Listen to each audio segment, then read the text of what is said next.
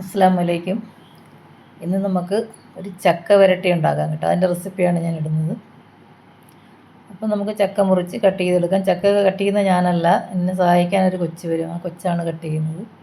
ചക്ക വരട്ടി ഉണ്ടാക്കുന്നത് ഞാൻ തന്നെയാണ്. അപ്പോൾ നമുക്ക് ചക്ക കട്ട് ചെയ്ത് നന്നായിട്ടൊന്ന് അരിഞ്ഞെടുക്കാം. ഞാൻ മിക്സിയിൽ അടിച്ചൊന്നല്ല ഉണ്ടാക്കുന്നത്. മിക്സിയിൽ അടിച്ചുണ്ടാക്കി കഴിഞ്ഞാൽ പെട്ടെന്ന് തന്നെ ചട്ടിയിൽ പിടിക്കാനായിട്ടുള്ള സാധ്യതയുണ്ട് കേട്ടോ. അപ്പോൾ ഞാൻ കുനുകുനാന്ന് അരിഞ്ഞിട്ട് ആണ് ഉണ്ടാക്കുന്നത്. അപ്പോൾ ലാസ്റ്റ് നമുക്ക് കടിക്കാനും കുറച്ച് കിട്ടും. അതൊരു നല്ല ടേസ്റ്റാണ് കേട്ടോ. അരച്ചുണ്ടാക്കുന്നതിനേക്കാളും നല്ല ഒരു ടേസ്റ്റ് കിട്ടും. അപ്പോൾ നമുക്ക് ചക്ക കട്ട് ചെയ്തെടുക്കാം. ചക്ക മുറിച്ച് അതിൻ്റെ ചവണിയൊക്കെ കളഞ്ഞ് കുരുവും എല്ലാം കളഞ്ഞ് ഇതുപോലെ റെഡിയാക്കി എടുക്കുന്നുണ്ട്.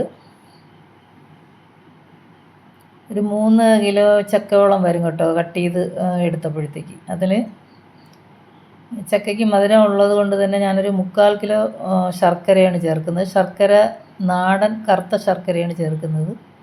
എപ്പോഴും നമ്മൾ ഇങ്ങനെയുള്ള കാര്യങ്ങൾക്ക് എടുക്കുമ്പോൾ കറുത്ത ശർക്കര നോക്കി എടുക്കാനായിട്ട് മാക്സിമം ശ്രമിക്കണം കേട്ടോ. അപ്പോൾ അത് ഒരു പ്രത്യേക കളറും ഭംഗിയും അതുപോലെ തന്നെ കഴിക്കാനും നല്ല അടിപൊളി ടേസ്റ്റ് ആയിരിക്കും വെള്ള ശർക്കര എടുക്കുന്നതിനേക്കാളും.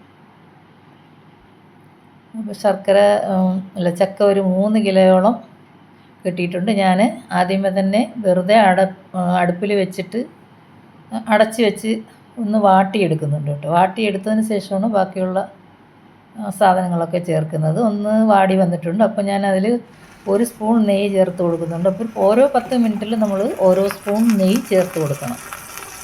അപ്പോൾ നെയ്യിലും കിടന്ന് വേണം ഇത് വരണ്ട് വരാനായിട്ട്. അപ്പോൾ അരപ്പരുവമായിട്ട് വരണ്ട് വന്നിട്ടുണ്ട്. അപ്പോൾ ഞാൻ തന്നെ 3/4 കിലോ ശർക്കര ഉരുക്കിയെടുത്ത് അരിച്ച് വെച്ചിട്ടുണ്ടായിരുന്നു. അപ്പോൾ അത് കുറച്ച് മാറ്റി വെച്ചിട്ട് ബാക്കിയെല്ലാം ചേർത്ത് കൊടുക്കുന്നുണ്ട്. കുറച്ച് കഴിഞ്ഞിട്ട് ഞാൻ അതും കൂടി ചേർത്ത് കൊടുക്കുന്നുണ്ട്.